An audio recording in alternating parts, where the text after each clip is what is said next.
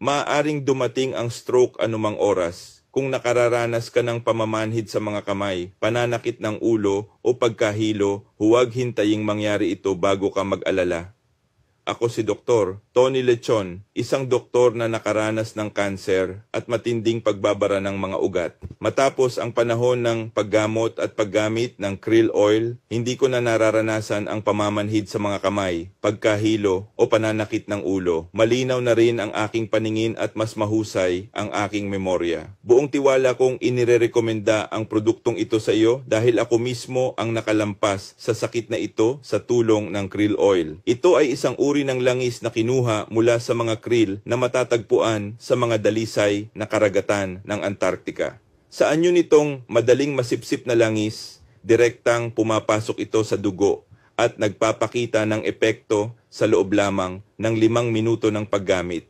Bawat kapsula ay naglalaman ng hanggang 75% omega-3 kasama ang EPA, DHA at vitamin E na tumutulong sa pagprotekta sa kalusugan ng puso, pagpapabuti ng memorya at paningin, paglilinis ng mga ugat, pagbawas ng pamamanhid at pananakit sa mga kamay at paa, pagsuporta sa natural at ligtas na sirkulasyon ng dugo. Uminom lamang ng 2 kapsula bawat araw pagkatapos kumain, kasabay ng maligamgam na tubig at mararamdaman mo agad ang pagbabago. Magaan ang katawan, masigla ang mga kamay at paa, at malinaw ang isipan. Higit sa 78% ng mga gumagamit ang nagbigay ng positibong feedback pagkatapos lamang ng ilang araw ng paggamit. Ito ay isang natural na solusyon na mas epektibo ng 10 beses kumpara sa karaniwang gamot para sa mga naghahanap ng pangmatagalang pangangalaga sa puso at mga ugat. Lalo na ang produktong ito ay aprobado ng FDA bilang ganap na ligtas, walang masamang epekto at angkop para sa pangmatagalang paggamit. Inirerekomenda rin ito ng Kagawaran ng Kalusugan ng Pilipinas para sa mga kaso ng pagbabara ng mga ugat, paalam sa pamamanhid at pananakit. Subukan na ngayon.